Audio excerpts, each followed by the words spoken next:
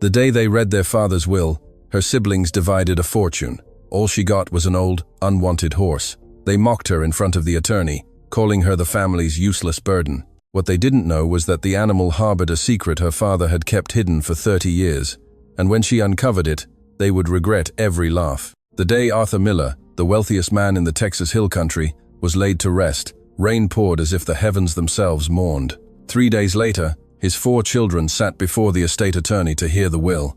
Natalie, the youngest, took the chair furthest from the door.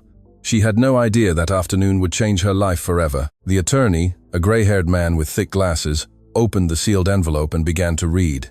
To Richard, the eldest, went 200 acres of fertile land and the primary bank accounts. Ethan, the second, inherited all the prize cattle, over 150 head, valued in the millions. Felicity, the only other daughter, was bequeathed the thoroughbred horse business with 30 registered specimens and the main ranch facilities. And to my daughter, Natalie, the attorney read in a measured voice, I leave Storm. Richard was the first to laugh, slapping the table with an open palm and letting out a guffaw that echoed in the office walls. Ethan leaned back in his chair with a sneer. The crazy horse, that's all, Richard said, unable to contain himself. Felicity looked at Natalie with calculated coldness. I suggest you sell him for meat before he dies of old age and costs you the burial. That animal isn't worth what he eats, Ethan added, looking directly into her eyes. Dad always knew you were the family's useless one.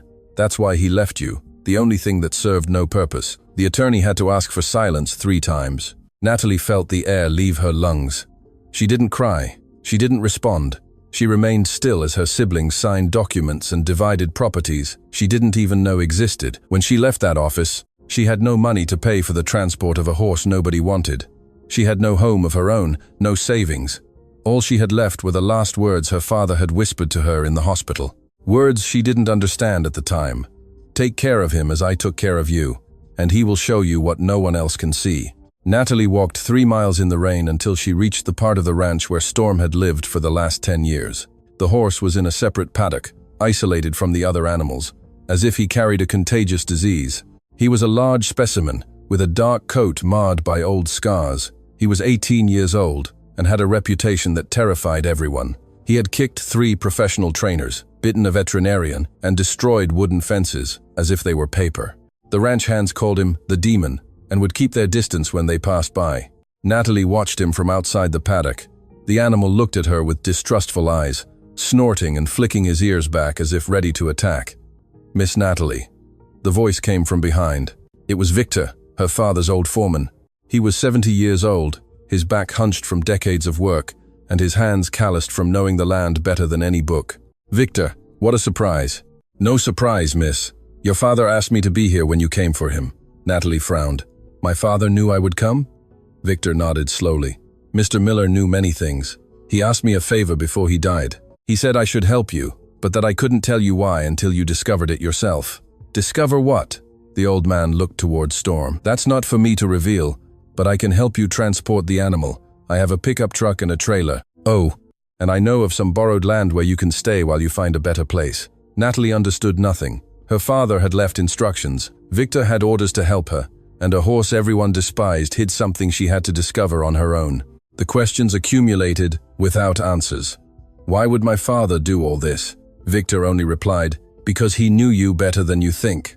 The borrowed land was a patch of dirt on the outskirts of town with a tin-roofed shack, no electricity or running water. It belonged to a distant cousin of Victor's who had gone to work up north and didn't plan to return for years. Natalie settled Storm in a makeshift stable, made of old wood and tarps. The first day was a disaster. The horse kicked the fence with such force that 3 boards flew off. A neighbor arrived, shouting threats. If that animal escapes again, I'm calling the authorities. Are you on private property with a dangerous beast? Natalie apologized, promising to reinforce the fence. She held back tears until the man left. That night she slept on the floor of the shack, using her jacket as a pillow. The cold seeped through the cracks. Outside, Storm pounded the stable walls as if he wanted to tear down the whole world. At 3 a.m., Natalie couldn't take it anymore. She sat in a corner and cried for the first time since her father's funeral. She cried for the humiliation at the attorney's office. She cried for the years she spent caring for Arthur, while her siblings only appeared to ask for money. And she cried because she didn't understand what she had done to deserve this. When she calmed down, she looked towards the stable. Storm had stopped kicking. For a moment, she thought the animal had heard her crying. "What are you hiding?" she whispered into the darkness. "Why did my father choose you for me?" The horse didn't respond. But Natalie knew at that moment that she wouldn't give up, not out of pride or stubbornness, but because something in her father's words told her there was more to this story, and she was going to uncover it, no matter the cost.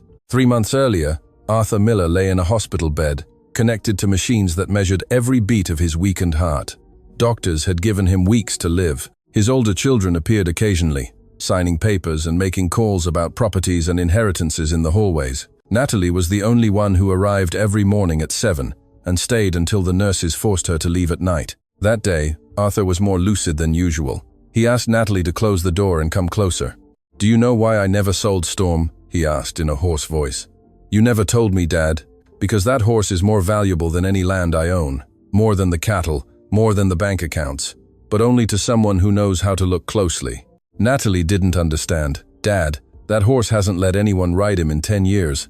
Everyone says he's crazy." Arthur smiled weakly. "Everyone sees what they want to see. You've always seen what others ignore. That's why I'm leaving him to you. Dad, I don't need a horse. I need," he interrupted her, taking her hand with what little strength he had left. "Take care of him as I took care of you, and he will show you what no one else can see. Promise me, I promise you. And when you discover it, you'll understand why I did things the way I did. You'll understand everything." Arthur closed his eyes. Natalie thought he had fallen asleep, but then he began to softly sing a lullaby, the same one he sang to her when she was a child, the same one Natalie hadn't heard in 20 years. When he finished singing, Arthur squeezed her hand one last time. "Remember the song, daughter. Storm knows it too." 2 weeks after settling on the land, Natalie saw a luxury SUV kick up dust along the road. She recognized the vehicle before it stopped. It was Felicity. Her sister got out, wearing heels that sank into the dirt. She wore sunglasses, even though the sky was cloudy, and a smile that didn't reach her eyes. "I came to make you an offer," she said without greeting. $15,000 for the horse. It's more than he's worth, but I feel sorry seeing you live like this." Natalie was feeding Storm hay she had cut herself. She didn't turn around. "He's not for sale. $15,000 is no good to you? Look at yourself, Natalie. You have no electricity, no water, you live under a tin roof. With that money, you could rent something decent for a few months." I said no. Felicity took a step closer. "That animal will end up at the slaughterhouse anyway. He's old, he's aggressive, he's useless. At least with me, he'll have a quick end, and you'll let him starve because you can't even afford to feed him." Natalie finally turned around. "Why do you care so much about a horse that you say is worthless?" Felicity hesitated for a fraction of a second. "Just a fraction. I don't care about the horse. I care about you. We're sisters. You never spoke to me like a sister." Felicity took off her glasses. Her eyes were cold. "You have a week to think about it. After that, the offer drops to 10,000, and after that, to nothing." She got into her SUV, and before driving off, yelled through the window, "Oh, and so you can see how people who made better decisions live." She threw her phone at Natalie with a gallery open, 30 photos of thoroughbred horses in immaculate stables, and the text message below read, "Any one of them is worth more than your entire life." Richard appeared 3 days later. Unlike Felicity, he arrived walking from the highway, without a truck or driver. He carried a manila envelope under his arm, and an expression that tried to appear kind. "Sister, good to see you." Natalie was repairing the fence Storm had kicked down again the night before. She didn't stop working. "What do you want, Richard?" "I come in peace." He raised the envelope. "Look, I know things didn't go as you expected with the will, and I know Felicity can be difficult, but I'm different. I want to help you. Help me how?" Richard opened the envelope and showed stacks of bills. "Here, cash for the horse. It's 5 times what Felicity offered." Natalie put down the hammer. She looked at the money. It was more than she had seen together in her life. Why so much interest in a horse that's worth nothing? Richard smiled, but the smile didn't reach his eyes. "It's not interest, it's pity. Dad left you in an impossible situation, and I want to get you out of it. That horse will sink you, Natalie. He'll eat your savings, your health, your time. Sell him, take the money, start over. What if I don't want to sell him?" Richard's smile disappeared. He put the money back in the envelope and closed it slowly. "You'll end up begging us, little sister. That animal will destroy you, and when you're on the street with nothing, you'll remember this moment. You'll remember that I offered you a way out, and you refused it." He turned to leave, but stopped. One more thing. Victor, the old foreman. That man has secrets no one knows. Be careful who you associate with. Sometimes those who seem loyal are the ones who hide the most. Natalie watched him walk away, her heart pounding. First Felicity with her threats disguised as pity. Now Richard with his money and his warnings about Victor. Something was happening, something her siblings knew, and she didn't. One stormy night, the sky collapsed over the valley with a fury Natalie hadn't seen in years. The wind lashed the shack, water seeped through every crack, and thunder shook the ground. Storm was going crazy. His whinnies mixed with the thunder. His kicks threatened to bring down the makeshift stable. Natalie knew that if the animal escaped that night, she wouldn't find him again. She grabbed a flashlight and ran through the rain to the stable. When she opened the door, Storm lunged at her with wild eyes. Natalie recoiled just in time to avoid a kick that could have killed her. "Calm down," she yelled over the noise of the storm. "Calm down, Storm." The horse didn't listen. He kept kicking, snorting, spinning in circles, as if trying to escape his own skin. Natalie remembered her father's words in the hospital. "Remember the song. Storm knows it too." Without thinking, she began to sing. It was the lullaby Arthur used to sing to her as a child, the same one he sang on his last lucid night. Her voice trembled, barely audible under the rain, but she kept singing. Storm stopped kicking. His ears moved forward. His eyes, which moments before had been full of terror, calmed. The horse snorted one last time and stood still. Natalie kept singing as she slowly approached. She extended her hand. Storm didn't bite, didn't kick, didn't retreat. For the first time in 10 years, he allowed someone to touch him. Natalie caressed his rain-soaked neck. The animal lowered his head and rested it against her chest. "My father used to sing you this song," she whispered. "That's why he taught it to me, so you would trust me." That night, something changed between them. Natalie knew it, and she also knew that her father had planned everything long before he died. Victor arrived the next day with provisions, bags of horse feed, tools to repair the fence, and a thermos of hot coffee. He found Natalie inside the stable, brushing Storm with gentle strokes. "Holy heavens," the old man murmured from the doorway. "I never thought I'd see this." Natalie smiled without stopping her brushing. The song. "My father told me Storm knew it." Victor entered slowly as if afraid of breaking the spell. "Your father sang that song to him every day for years. He was the only one who could get close to him." "What happened to this horse, Victor? Why did he become like this?" The old man sat on an overturned bucket. He sighed long and hard. 10 years ago, Storm was the noblest horse on the entire ranch. Your father rode him every morning at dawn. They were inseparable. But then something happened. I don't know exactly what. One day, Mr. Miller arrived at the ranch with a distraught face, went into the stable alone, and spent 3 hours locked in with Storm. When he came out, the horse was no longer the same. What could have happened? No one knows. Your father forbade anyone from approaching the animal. He paid fortunes to keep him alive when everyone told him to put him down. The workers thought he was crazy, but Mr. Miller always said, "This horse is worth more than the entire estate, and someday someone will understand it." Natalie stopped brushing. "Worth more than the entire estate? But he has no registration, no offspring. He can't compete or work." Victor stood up. "Miss, I promised your father I would help you, but I also promised I wouldn't tell you anything until you discovered it yourself. I can only tell you one thing. Look closely at that horse. Look at him as your father looked at him, with patience, with care, with love. He hides something your siblings must never find." Ethan arrived unannounced, accompanied by 2 men Natalie didn't know. They got out of a black pickup truck with out-of-state plates and walked towards the property as if they owned it. "Little sister," Ethan said with a smile that looked more like a threat. "Well, we need to talk business." Natalie stood between them and the stable. "I have nothing to talk about with you." "Of course you do. This land is for sale. I'm going to buy it, and when I do, you and your horse will have to leave. This land is borrowed. The owner won't sell it." Ethan laughed. "The owner lives in the United States and has debts. I've already talked to him. He signs the papers in 2 weeks." The 2 men accompanying him advanced towards the stable. Natalie didn't move. "If you touch that horse, I'm calling the police." "With what phone? With what money to pay a lawyer?" Ethan approached until he was inches from her face. "Listen closely. That animal will belong to me. By hook or by crook, you decide." Others. A voice interrupted from behind. "The young lady has already decided, and you are going to leave now." It was Victor, holding an oxidized shovel with both hands. His eyes, usually kind. Ethan looked at the old man with contempt. "You also have secrets, Victor. Don't make me remind you. My secrets are mine, and this family's." This family's? Get out before I do something we both regret. The seconds stretched. Finally, Ethan backed away. 2 weeks, little sister. After that, neither you nor the old man will be able to stop me. He got into the truck and drove off, leaving a cloud of dust. Natalie looked at Victor. What secrets does he have about you? Victor lowered the shovel. His hands trembled. Old secrets, miss, from when I was another man. Secrets that could destroy me. One hot afternoon, while cleaning Storm's hooves, Natalie noticed something strange on the left hind horseshoe. There were marks that looked like wear scratches, but on closer inspection, she discovered they had a shape too regular to be accidental. She went for a wire brush and a damp cloth. Carefully, she began to scrub the surface of the horseshoe. The rust and dirt slowly gave way. Beneath, precisely engraved lines appeared, numbers and letters. Natalie felt her heart stop. She kept cleaning until the entire inscription was visible. BNA 198724583191, a code and initials that seemed familiar but she couldn't place.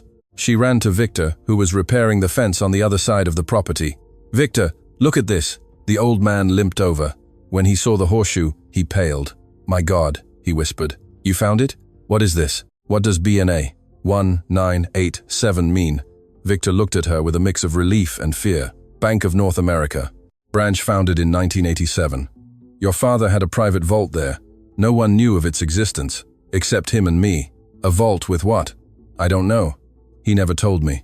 He only made me promise that if anything happened to him, I should make sure you found this on your own, that no one else should know. Natalie looked at the horseshoe, then at Victor, then towards the horizon where the sun was setting. I have to go to Austin. Go alone. Don't tell anyone. And, miss, Victor took her arm with his calloused hand. Be careful. What's in that vault could change your life, for better or worse. That night, Natalie couldn't sleep. She sat on the floor of the shack with the flashlight on and a piece of paper where she had copied the numbers from the horseshoe. She went over them 100 times, trying to find a pattern. BNA 1987. Bank of North America 1987 branch. She already knew that, but the other numbers 7245831941. A combination, an access code, coordinates. She picked up the old phone Victor had lent her. It had cracks on the screen, and the battery barely lasted a few hours, but it worked for internet searches. She typed Bank of North America, Austin, 1987 branch, and waited for the page to load. The results confirmed what Victor had said. The branch existed. It was an old building in the historic downtown area, known for offering private vault services to high-profile clients. The kind of place where people kept things they didn't want anyone to find. Natalie looked towards the stable, where Storm slept. Her father had engraved that information on a horseshoe. He had hidden it on a horse no one wanted to touch. He had trusted that only she would have the patience to discover it. What did you keep in there, Dad? She whispered into the darkness. What was so important that you had to hide it from everyone? The next morning, before the sun rose, Natalie walked to the main road and waited for the bus to Austin. In her pocket, she carried the numbers copied on paper, $300 Victor had lent her, and an old photo of her father she always carried. The journey would take 4 hours. 4 hours to think about everything that could go wrong and everything that could change if what was in that vault was real. The Bank of North America was a pink limestone building with thick columns and wrought iron doors. It seemed straight out of another era, a place where secrets were kept on paper and promises still meant something. Natalie entered, feeling out of place. Her clothes were stained with dirt, her shoes worn, her hair pulled back in a messy braid. The people waiting in the leather armchairs looked at her as if she were an intruder.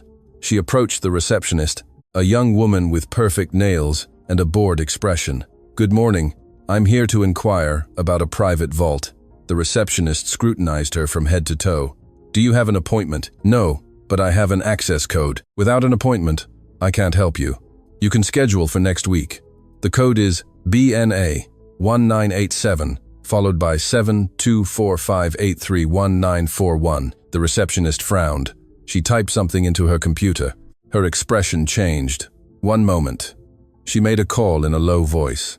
She hung up and looked at Natalie with different eyes. Someone will come down to assist you. Please, have a seat. Natalie waited 3 hours. People came and went. No one offered her water or explained what was happening. She was beginning to think it was all a mistake when an older man appeared through a side door. He wore a gray suit, a dark tie, and the kind of calm that only comes from knowing too much. "Miss Miller?" "Yes, I'm Mr. Davies, head of special services. Please, follow me." He led her down a long corridor to an elevator that descended to the basement. As they descended, the man spoke without looking at her. "That account has been active for 30 years, paid punctually every month. No one has ever come to claim it. No one.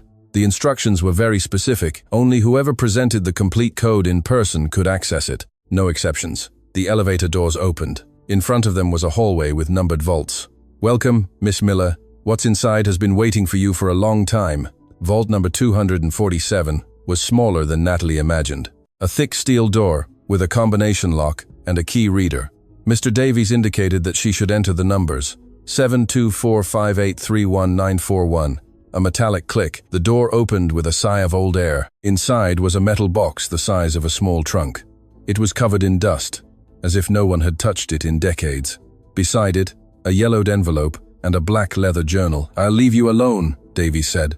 "Take all the time you need. When you're finished, press the red button next to the door." Natalie waited for him to leave.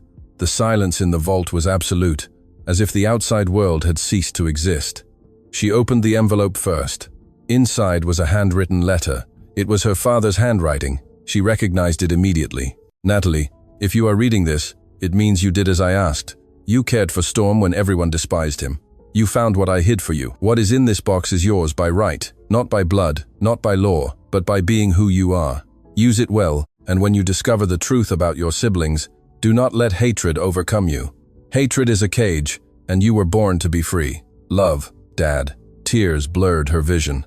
She took a deep breath and opened the metal box. Inside were folders, dozens of folders full of legal documents, deeds with official seals, sales contracts, notary records. Natalie began to leaf through them, unable to believe what she was seeing. Properties. 17 properties in 5 different states. Land, warehouses, an apartment building in Austin, a ranch in Michigan, commercial spaces in Ohio, all in the name of a company called the Valley Legacy LLC, whose sole beneficiary was whoever presented the original vault key. Natalie quickly did mental calculations. The value of all that exceeded $100 million. But the black leather journal was still there. The journal was a diary. The first entry was dated 15 years ago. Arthur Miller's handwriting was firm at first, but became more shaky as the pages progressed. Natalie began to read from the beginning. March 12th. "Today I discovered that Richard forged my signature on 3 bank documents. He withdrew $2 million from the main account without my authorization. I have the proof, the originals with the fake signature. An expert examined them and confirmed it's not my handwriting. I won't confront him yet. I want to see how far his ambition goes." Natalie's hands trembled. She continued reading. July 8th. "Ethan has been selling cattle behind my back for 3 years. He has an illegal buyer in Michigan who pays him cash. I have documented every transaction. Photographs of the trucks, receipts I found in his office, testimonies from workers who agreed to speak in exchange for anonymity. My son sees me as a bank. He doesn't know that banks keep records of everything." Natalie flipped through the pages faster. The betrayals accumulated one after another. Richard, Ethan, and then September 3rd. "What Felicity did hurts me the most. When her mother fell ill with Alzheimer's, she started visiting her alone. I thought it was a daughter's love. But yesterday I found the documents. Felicity made her sign papers when she didn't even know her own name. She kept millions worth of jewelry. Jewelry my wife wanted to leave to Natalie. She stole from her own mother, and her mother can no longer remember being robbed." Natalie closed the diary for a moment. She needed air, but in that vault, there were no windows, only silence and truths that hurt more than any blow. She kept reading because she had to know, because her father had kept all of this for a reason, and that reason was on some page of that journal. The following pages documented years of silent observation. Arthur had hired private investigators, collected evidence, built complete files on each of his older children. Richard, bank fraud, document forgery, tax evasion, enough evidence to send him to prison. Ethan, cattle rustling, illegal sales, association with buyers of dubious origin, evidence documented with photos and testimonies. Felicity, manipulation of a vulnerable person, unlawful appropriation of assets, forgery of her sick mother's signatures. But there was a section Natalie didn't expect, a page marked with a rusty clip and the words, "Read at the end," written in red ink. For now, she ignored it. She continued with the rest of the diary. Arthur wrote, I have thought long and hard about what to do with all this. I could confront them, I could disinherit them publicly, I could send the evidence to the authorities, but that would destroy the family forever. And even if they don't deserve it, there is someone who does. Natalie. She knows nothing of this. She still visits me every week, asking how I feel, singing to me when I can't sleep. The other three only come when they need money, or want to make sure I'm still in the will. Natalie comes because she loves me. Natalie had to stop. Tears fell onto the pages, staining the old ink. That's why I decided to do things this way. The official will give the three of them what they expect, but the true inheritance will be hidden, where only Natalie can find it. In Storm, the only being on this ranch who was also betrayed and who also deserves a second chance. Natalie understood then. Natalie reached the page marked with the rusty clip. The words, "read at the end," had been calling to her since she saw them, but she had wanted to understand the full context first. Now she was ready. She opened that section and found an entry different from the others. The handwriting was shakier, as if Arthur had written with difficulty. The date was just 6 months before his death. There is a truth I have kept silent for 40 years. I don't know if I should take it to the grave or leave it here, but if Natalie is reading this, it means I trust her judgment more than my own. Natalie felt the air grow denser. When Felicity was born, I had suspicions. Raquel, my wife, had been distant for months. She traveled frequently to her family's ranch. She said she needed time to think. When she announced she was pregnant, the timing didn't match my calculations.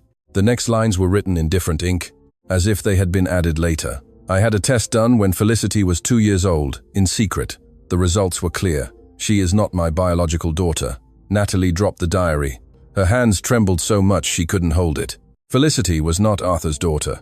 Her older sister, the one who had humiliated her the most, the one who thought she was superior to everyone, did not share blood with them. She picked up the diary and continued reading.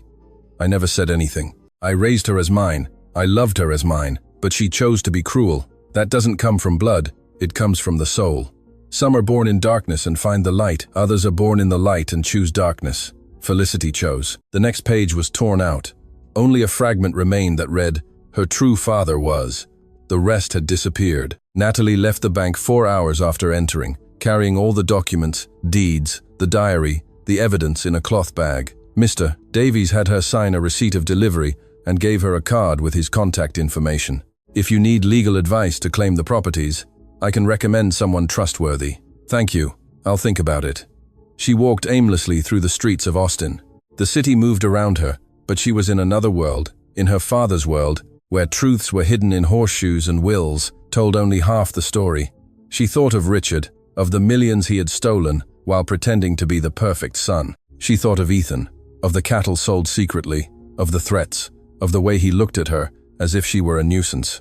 She thought of Felicity, of the jewelry stolen from her sick mother, of the fact that she wasn't even Arthur's daughter and didn't know it. And she thought of herself, the youngest daughter, the one everyone considered useless, the one who inherited an old horse while her siblings divided fortunes.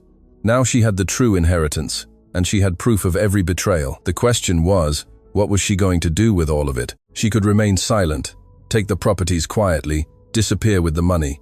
Or she could claim what was hers and confront her siblings with the truth. As she waited for the bus back, she made a decision. She wasn't going to hide. She wasn't going to run away.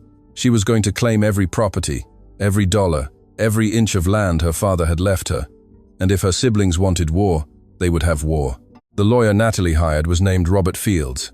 He was young, fresh out of a large firm, where he had learned that the legal system favored those with the most patience and the best evidence. When Natalie showed him the vault documents, he almost fell out of his chair. This is real. Everything is notarized. My father spent years preparing it. Fields reviewed the deeds one by one. His eyes widened with each page. We're talking about over $100 million in properties, and everything legally constituted through a commercial entity with you as the sole beneficiary. Can I claim it? You can. You must. The process is simple. We present the original documents, verify the authenticity of the access code, and the formal transfer to your name is made. How long does it take? If there's no opposition, a few weeks. But Fields looked at her seriously. Your siblings will find out as soon as we register the properties in your name. They'll receive notifications, and from what you tell me about them, they won't sit idly by. Natalie thought of Richard with his threats disguised as help, of Ethan with his men in black trucks, of Felicity with her icy contempt. Let them find out. I'm not going to hide. You also showed me a diary with serious accusations. Fraud, theft, manipulation of a sick person. Do you want to use that too? Natalie hesitated. The diary was her strongest card, but also the most dangerous. If she used it, the war would be total. Not yet. Let's keep it as backup. If they attack first, then we use it. Fields nodded. Understood. Let's start with property registration. Prepare yourself, Miss Miller. What's coming won't be easy. A week later, notifications arrived at Richard, Ethan, and Felicity's homes. Official documents informing them that 17 properties in 5 states had been registered in the name of their younger sister, Natalie Miller, as the sole beneficiary of the Valley Legacy LLC. Richard called Ethan at 6 a.m. Did you see what arrived? I saw it. Where did she get those properties? Dad never mentioned any LLC. I don't know, but I'm going to find out. Felicity received the notification while eating breakfast. She read it 3 times, unable to believe it. Properties worth more than everything she had inherited. In the hands of Natalie, the useless one, the one who got an old horse. That afternoon, the 3 siblings met at the main estate. It was the first time they had been together since their father's funeral. This is fraud, Felicity said, slamming the table. Dad would never have done this. She forged documents. Richard shook his head. I checked the records. Those properties were bought over 20 years ago. The notaries are real. The seals are official. Then Dad lied to us, Ethan said. He gave us crumbs while hiding the real fortune for the favorite. What are we going to do? Felicity asked. Richard poured himself a glass of whiskey. We're going to sue her. We'll allege that Dad was not in his right mind when he created that LLC and that she manipulated him in his last months, that there are irregularities in the documents. And if we lose, Richard looked at his siblings coldly, we're not going to lose. And if the law doesn't work, there are other ways to resolve things. The lawsuit arrived at the Travis County Courthouse 2 weeks later. The Miller siblings alleged that Natalie had committed fraud, manipulation of a vulnerable person, and document forgery. They requested that the property transfer be annulled and that a criminal investigation be opened against her. Natalie received the notification while caring for Storm. She read it, standing next to the stable, with the afternoon sun falling on the words that accused her of being a criminal. I knew they would do this, she told Victor when he arrived with provisions. My lawyer warned me. What will you do? Fight. What else can I do? Victor put the bags on the ground and sat on a stone. He looked older than ever. Miss, there's something you should know. Your siblings don't play fair. Richard has government contacts. Ethan knows dangerous people. And Felicity, she's the worst of all because she thinks before she acts. Are you telling me to give up? I'm telling you to be careful. Your father didn't just leave you an inheritance, he left you a war. And in wars, good people sometimes lose. Natalie caressed Storm's neck. The horse snorted softly, as if understanding. My father left me this war because he knew I could fight it. If he had wanted me to give up, he wouldn't have hidden all this in a horse no one else wanted to touch. He chose me, and I'm not going to disappoint him. That night, while reviewing documents with her lawyer over the phone, Natalie felt something change in the air, as if a storm was approaching from the horizon. A storm that would take months to arrive, but when it did, it would sweep everything away. She was ready. The district court in Austin smelled of old paper and disinfectant. Natalie arrived early, dressed in the best clothes she had, a white blouse, and a dark skirt she had bought at a second-hand market. Her lawyer, Robert Fields, waited for her at the entrance with a briefcase full of documents. Are you ready? No, but let's go. The courtroom was half full. On the opposite side, her 3 siblings occupied the first row next to a man in an expensive suit and slicked back hair. Natalie recognized the type, a lawyer who charged by the hour what she earned in a month. The judge entered, and everyone stood up. He was an older man with a tired face and eyes that seemed to have seen everything. Case number 2847, Miller versus Miller. Lawsuit for fraud, manipulation of a vulnerable person, and document forgery. The siblings' lawyer, who introduced himself as Mr. Blackwood, spoke first. Your Honor, my clients allege that Miss Natalie Miller took advantage of her father, Arthur Miller's, deteriorated mental condition to make him sign documents that exclusively benefited her. We have testimonies from people close to the family who confirm that Mr. Miller was not in a condition to make legal decisions in his last years. Natalie felt her blood boil. Her father had been lucid until the end. She knew that better than anyone. Fields responded calmly. Your Honor, the properties in question were acquired over 20 years ago. When Mr. Miller enjoyed perfect mental health. All documents are duly notarized and registered. The lawsuit lacks legal basis. The judge took notes. Both positions are accepted. We will schedule hearings for the presentation of evidence. You have 30 days. 30 days. Natalie looked at her siblings as they left. Richard smiled. Ethan looked at her with hatred. Felicity didn't even turn around. The war had officially begun. Mr. Blackwood had not earned his reputation by following the rules. He had earned it by knowing exactly when to break them. 3 days after the first hearing, he met with Felicity in a discreet Austin restaurant. She had requested the meeting, and he had accepted because he knew desperate clients paid better. "I need witnesses," Felicity said bluntly. "People who will declare that my father was out of his mind when he signed those documents." Blackwood took a sip of his coffee. "Witnesses cost money. Money is not a problem. Then witnesses won't be either." He pulled a notepad from his pocket. "I know 3 people who worked on ranches near your father's. For the right amount, they will recall having seen Mr. Miller confused, disoriented, unable to recognize his own children. And if they're cross-examined, they're trained. They know what to say and how to say it. They've been doing this for years." Felicity nodded. "Do it, and get something else. I want something about Natalie. Something that makes her look like an opportunist, a manipulator, anything that destroys her credibility." Blackwood smiled. "That's harder. From what I've investigated, your sister has an impeccable reputation. She's never had legal problems, never borrowed money. She cared for her father until the end, without asking for anything in return.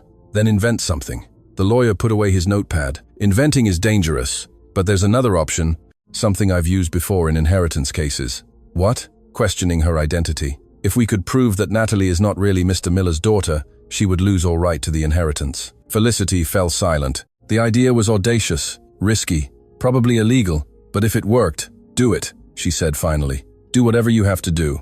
Richard arrived at Victor's house one moonless night. He parked his truck far from the main road and walked the last stretch on foot, making sure no one saw him. The old man was sitting on the porch, smoking a cigarette. He didn't seem surprised when he saw Richard emerge from the darkness. "Good evening, Victor." "Mr. Richard, what brings you here at this hour?" "Business." Richard sat in a plastic chair without asking permission. "You and I have never spoken directly, but I think it's time we do." Victor took a long drag from his cigarette. "I'm listening. I know you're helping my sister. You lent her your truck. You got her the land. You're advising her. I don't like that. Your father asked me to help her. My father is dead, and the dead don't pay favors." Richard took an envelope from his jacket pocket. "But the living do." He placed the envelope on the table. Victor didn't touch it. "What's that?" $200,000. "Yours, in exchange for you testifying in our favor in court. That you say Natalie pressured my father, that she confused him, that he didn't know what he was signing." Victor crushed his cigarette against the ashtray. "I won't do that." Richard leaned forward. His voice dropped to a whisper. "I also know about your son, Victor, the one you had with Margaret 30 years ago, the one you abandoned when he was a baby. He's an adult now and lives in San Antonio, and he doesn't know you're his father. Can you imagine how he'd react if he received an anonymous letter telling him the truth?" Victor paled. His hands began to tremble. "You have a week to decide," Richard said, getting up. "The money or the shame, you choose." Natalie found Victor sitting next to the stable, his gaze lost on the horizon. It was 6 a.m., and the old man hadn't slept. It showed in the dark circles under his eyes, in the way his shoulders were more hunched than usual. "What happened?" she asked, sitting beside him. Victor took a long time to answer. When he did, his voice sounded broken. "Richard came last night. He offered me money to testify against you, and when I refused, he threatened me with something worse." "With what?" The old man closed his eyes. A tear rolled down his wrinkled cheek. 30 years ago today, I made the worst mistake of my life. I had a son with a woman from the town. Her name was Margaret. She was young, pretty, and I was married. When she got pregnant, I chickened out. I gave her money to leave and never told anyone." Natalie listened in silence. The child grew up without a father. Margaret died 10 years ago, and he was left alone. Now he's a 30-year-old man living in San Antonio. He doesn't know I exist. He doesn't know his father is a coward who abandoned him. "Victor, Richard is going to tell him everything if I don't testify against you. He's going to destroy the image that boy has of his mother, the hope he might still have of meeting his father someday. He's going to use my shame to bring you down." Natalie took the old man's hands in hers. "Listen closely. You won't declare anything that isn't true, and if Richard carries out his threat, we'll face that together too. Don't hate me for what I did. We all carry mistakes, Victor. What matters is what we do afterward. The old man looked at her with moist eyes. Your father was right about you. You're the best of all of them. Ethan had lost patience. Lawsuits took months to resolve. Lawyers charged fortunes. And meanwhile, Natalie was still living on that property with the damn horse that should have died years ago. He decided to take matters into his own hands. One early morning, he drove to the outskirts of town with 2 cans of gasoline in the back of his truck. He parked far from the property and walked the rest of the way, a can in each hand. The tin-roofed shack was dark. The stable where Natalie and Storm slept was barely distinguishable against the night sky. He worked in silence. He sprayed gasoline around the wooden walls, soaked the posts that supported the makeshift roof, leaving a trail connecting everything. The smell was strong, penetrating, but no one was awake to notice it. When he finished, he backed up a few feet and pulled a box of matches from his pocket. He lit one. The small flame illuminated his face for a second. This is for sticking your nose where it doesn't belong, little sister. He threw the match. The flames grew faster than he expected. In seconds, the fire surrounded the stable and began to climb the walls. Black smoke rose into the starless sky. Ethan ran back to his truck, started the engine, and drove away down the dirt road without turning on his lights. Looking in the rearview mirror, he saw the orange glow growing in the distance. He smiled. By the time anyone arrived to help, it would be too late. Storm was the first to wake up. Smoke entered through the cracks in the stable, and the horse whinnied loudly, pounding the walls with his hooves. The noise woke Natalie, who was sleeping in a corner on an old mattress. She opened her eyes and saw the orange glow filtering through the boards. She felt the heat, smelled the gasoline fire. She jumped up, but the smoke already filled the space. She coughed, covered her mouth with her shirt, and looked for the door. The flames blocked it. The fire had completely surrounded the stable. Storm kicked frantically, whinnying with a terror Natalie had never heard. She tried to calm him, but the animal was out of control. "Calm down, Storm, calm down." The roof creaked. A flaming beam fell inches from where she stood. Natalie screamed, recoiled. She felt the air running out. Then she heard banging from outside, metal against wood. Someone was breaking down the back wall of the stable. "Miss, get down." It was Victor. The old man had seen the fire from his house and had run with an oxidized axe. He hit the boards again and again until he opened a hole large enough to pass through. "Get out now." Natalie crawled towards the hole. Victor pulled her arm forcefully, dragging her out. She coughed, cried, barely able to breathe.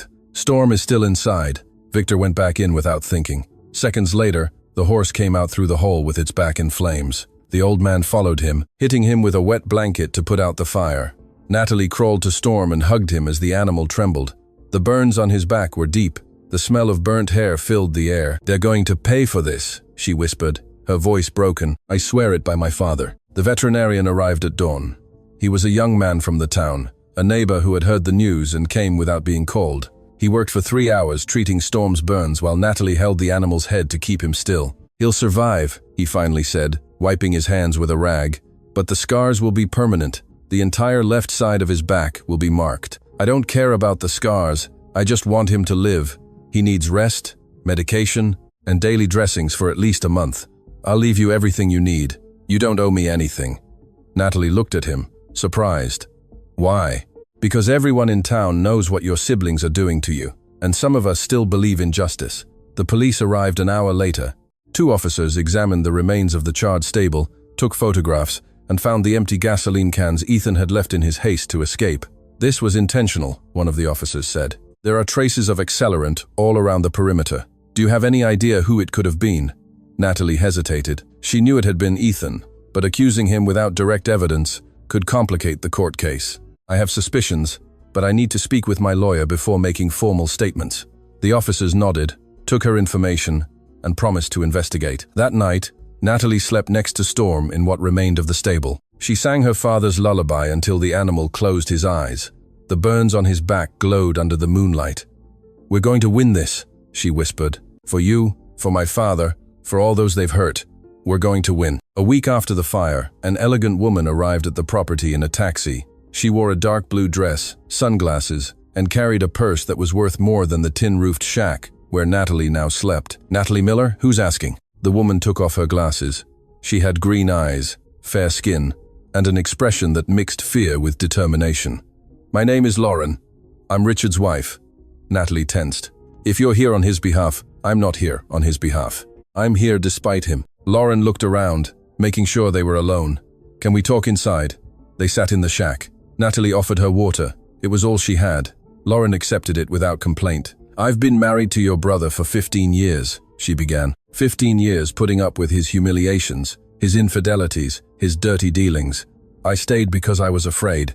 Afraid of losing my children, afraid of being left with nothing. But what they're doing to you, the fire, that was too much. Do you have proof that Ethan started the fire? No, but I have something worse. Lauren pulled a phone from her purse. Recordings. Conversations Richard had 6 months ago, when your father was still alive. Natalie felt her heart stop. What kind of conversations? Richard spoke with a doctor.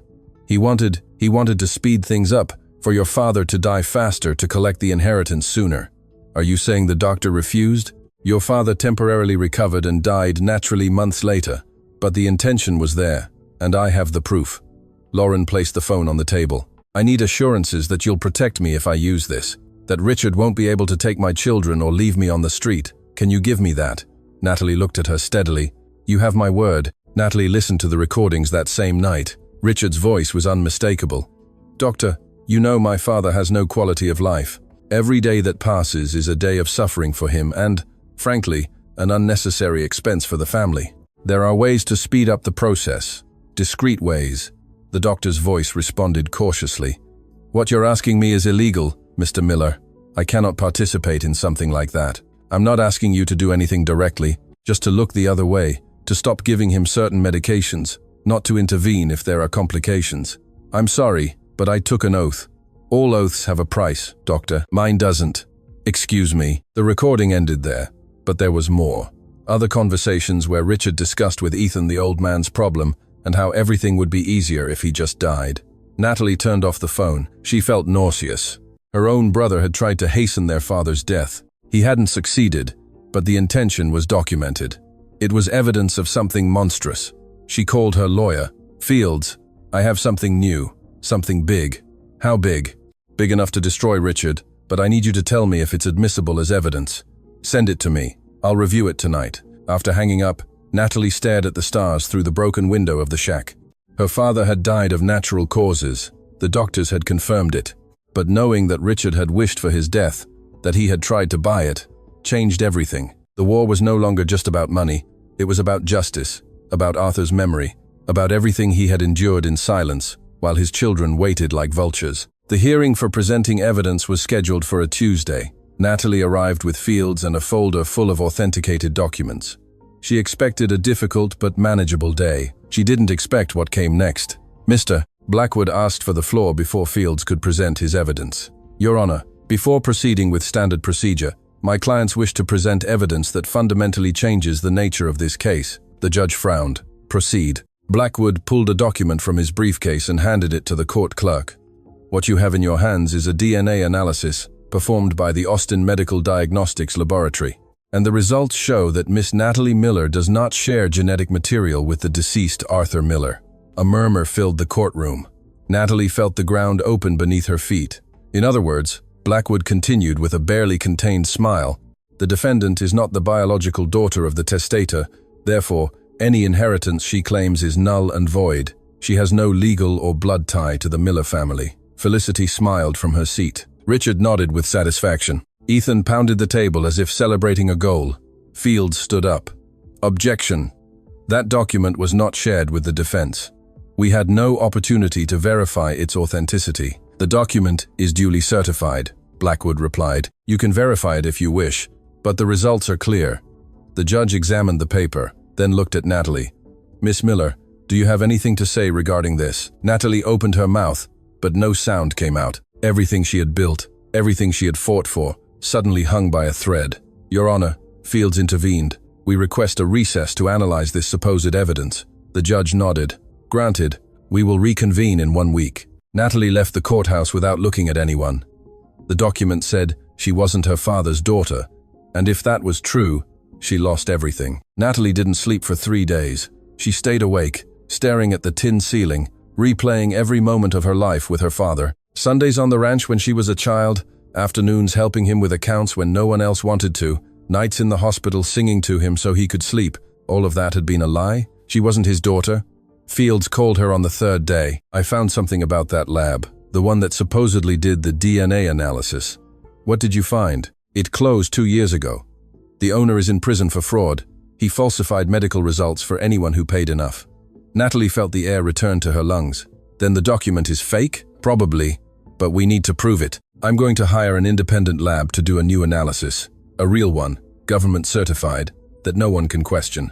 How long will that take? 2 weeks minimum. In the meantime, we have to hold on. Natalie hung up and looked towards the stable where Storm rested. The burns on his back were healing, but the scars were already visible. Permanent marks of what her siblings were capable of doing. My father chose me, she whispered into the void. He left me all this because he knew who I am. It doesn't matter what a fake paper says. I know the truth. But a small doubt continued to grow in her mind. What if the document was real? What if her father had kept that secret too? There was only one way to know. She had to go back to the diary. She had to read what she hadn't read yet. Natalie spent hours reviewing every page of her father's diary. She was looking for something, anything that would confirm she was his daughter. But Arthur had never written about it directly. He spoke of her visits, of his love for her, of how she was different from the others. He never mentioned blood or DNA. And then she decided to investigate from another angle. If the document was false, there had to be a trace. She called Fields. I need you to investigate who paid for that DNA analysis. The lab was closed, but someone must have contacted the owner in prison or his former employees. That's complicated. It requires access to bank records. Do it, whatever it costs. 3 days later, Fields called her with news. I found the trace. The payment came from a corporate account in the name of Horseshoe Distributors, LLC. Does that ring a bell? No, it's a shell company, but the registered legal representative is related to Blackwood, your sibling's lawyer. And there's something else.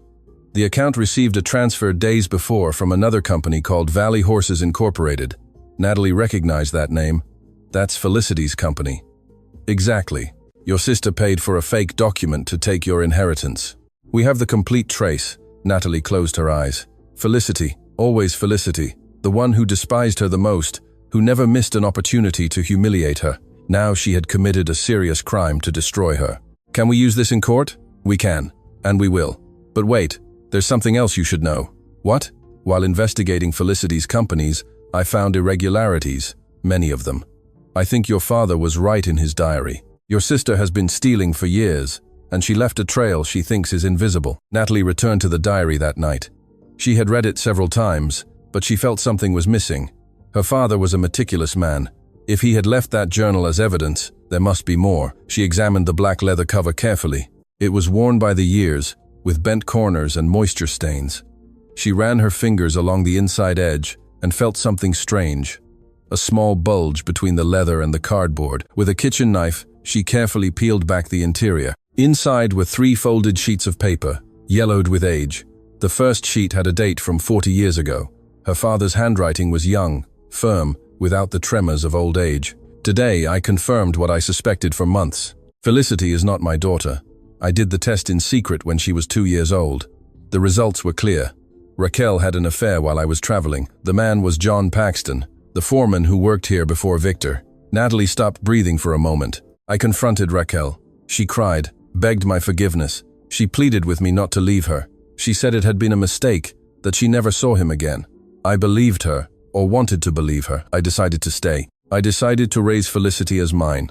I fired John and paid him to leave the state. I never spoke of this again. The second sheet continued.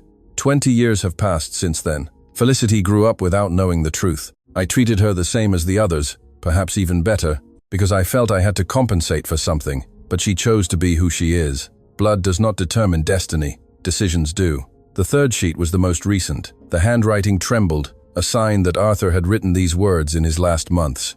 If Natalie is reading this, it means the test worked, and it means she cared for Storm with the love I expected. It means she found everything I hid for her.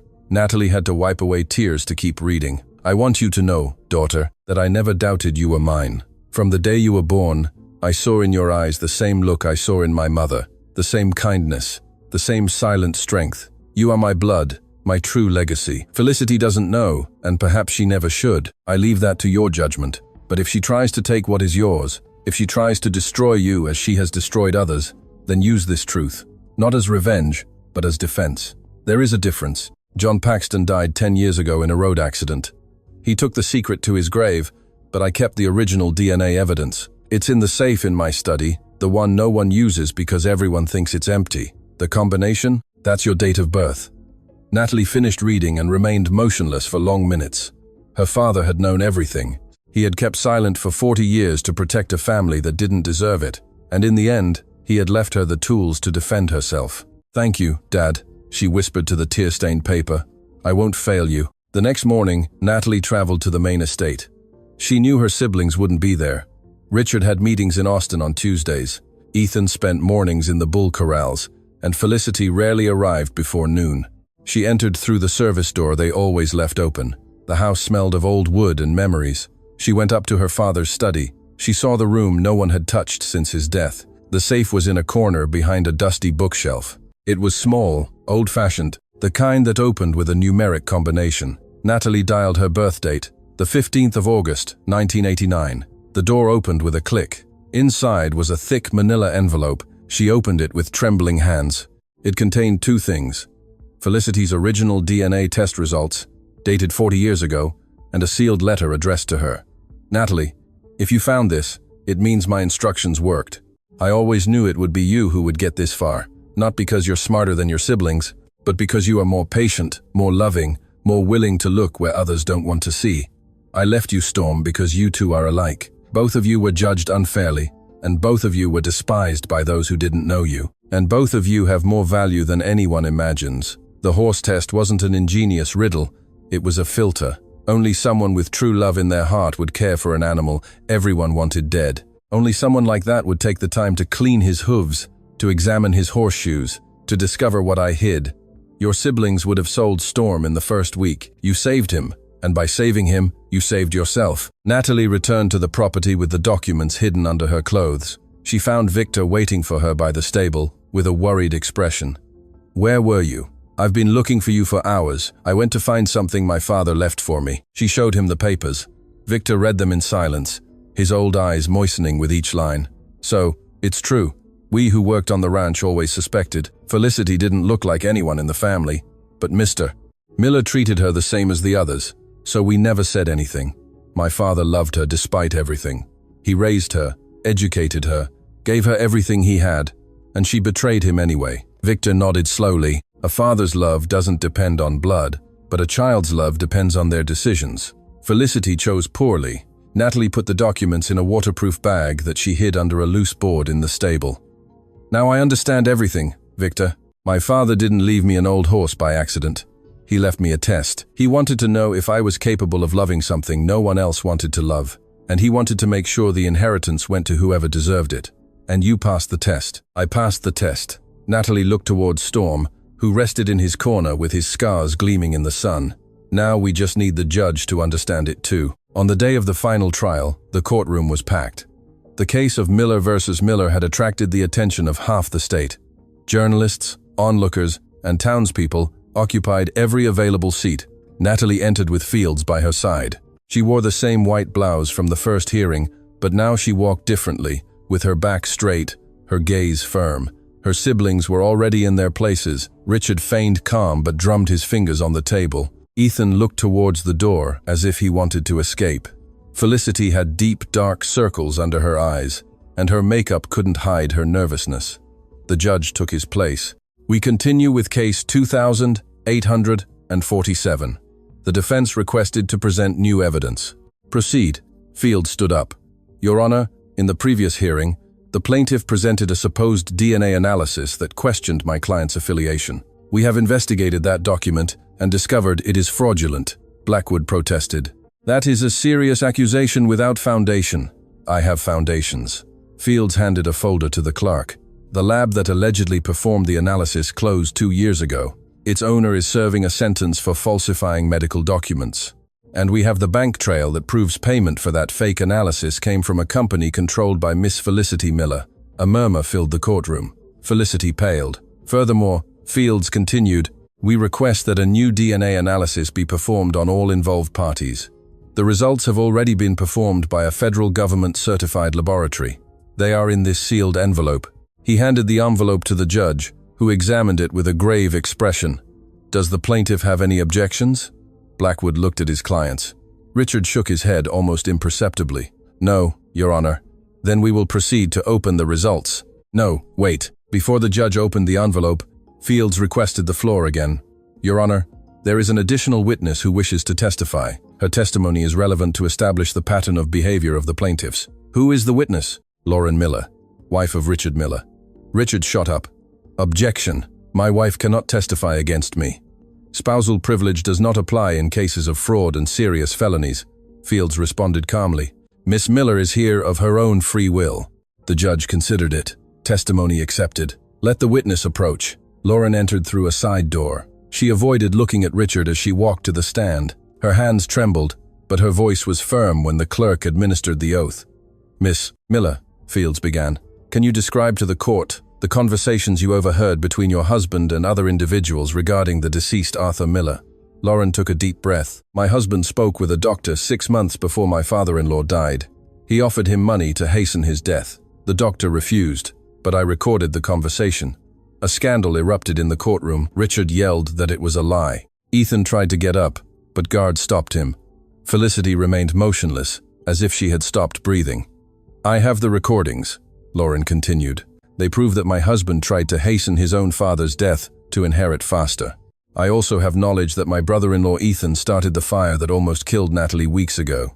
The judge banged the gavel repeatedly. Order!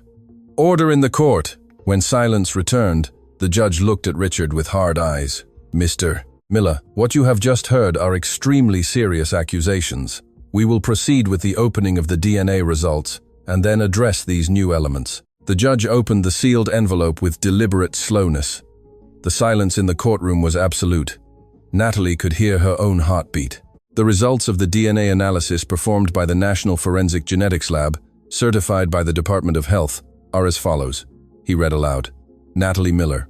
Genetic compatibility with Arthur Miller confirmed at 99.97%. Conclusion. Biological father-daughter relationship verified. Natalie felt the air return to her lungs, and tears flowed uncontrollably. She was her father's daughter, always had been, but the judge wasn't finished. Felicity Miller. Genetic compatibility with Arthur Miller, 0%. Conclusion. No biological relationship exists between the parties. Felicity's scream cut through the air like a knife. She rose from her seat, her face distraught. That's a lie. I'm his daughter. I was always his daughter. Order. The judge pounded the gavel. Madam, control yourself, or you will be removed from the courtroom. Felicity fell to her knees. Her body trembled with sobs she no longer tried to contain. Dad loved me, she repeated through tears. He treated me the same as everyone. He never told me anything. Richard and Ethan watched her, unmoving, processing what they had just heard. Their sister, the one who always acted as if she was superior to everyone, not blood of their blood. The judge waited for the guards to help Felicity back to her seat. In view of the evidence presented, this court rules that the fraud lawsuit against Natalie Miller is dismissed. The properties of the Valley Legacy LLC rightfully belong to Miss Miller. He paused. Furthermore, an investigation is opened against Richard, Ethan, and Felicity Miller for the crimes of document forgery, procedural fraud, and attempted homicide. They are remanded into custody until the investigation concludes. Guards approached the three siblings. Richard yelled for his lawyer. Ethan struggled. Felicity no longer had the strength to resist. Natalie watched them leave in handcuffs, one by one. She felt no joy, only a deep emptiness where pain had once been. 3 months later, Natalie sat next to Storm on the ranch that now belonged to her. The lawsuits had ended. Richard and Ethan faced criminal charges that would keep them in prison for years. Felicity had disappeared from the state, unable to face the truth about her origin. Victor remained by her side, more like family than an employee. Lauren had received the protection Natalie promised her and was starting a new life away from Richard. But there was something Natalie still hadn't done, something she had saved for this moment. She took out her father's diary and opened it to the last page, the one she had never read, because she wanted to wait until everything was over. Arthur's handwriting trembled, a sign that he had written those words very close to the end. Natalie, if you are reading this, daughter, it is because you did what I expected. You cared for Storm when no one else would. You found what I hid. You fought against your siblings and won. But I want you to know something else, something I never told anyone. When you were diagnosed with that fever at 3 years old, the doctors said you wouldn't survive. I spent 3 nights in the hospital praying for the first time in my life. I promised God that if He saved you, I would dedicate the rest of my days to protecting you. You were saved, and I kept my promise. Everything I did, the hidden properties, the diary with the evidence, Storm's horseshoe was to ensure that no one could take what you deserve. I knew your siblings would try to destroy you when I was gone, and that's why I left you the weapons to defend yourself. But the most important truth is not in any document. It is in who you are. The other 3 awaited my death. You awaited my recovery. Every time you visited me, you asked how I felt, not how much I was going to leave them. That is the only inheritance that matters, daughter. A heart that knows how to love without expecting anything in return. Everything else is just paper. Forever, your father. Natalie closed the diary and pressed it against her chest. Tears streamed down her cheeks as the afternoon sun illuminated the ranch. Storm approached, limping slightly, the scars on his back gleaming in the golden light. He rested his head against Natalie's shoulder, as if he knew exactly what she needed. "We did it," she whispered, stroking his neck. "Dad was right about us both. No one else wanted us, but we had each other." The wind blew from the valley, bringing the scent of the fields that were now hers. Somewhere in that land, her father was buried, the man who kept secrets for 40 years to protect those he loved. Natalie stood up and walked towards the main estate, with Storm following her slowly. There was much work to be done, properties to manage, decisions to make, a new life to build. But before entering, she looked up at the sky one last time. "Thank you, Dad, for everything." The wind seemed to answer her, soft as a caress.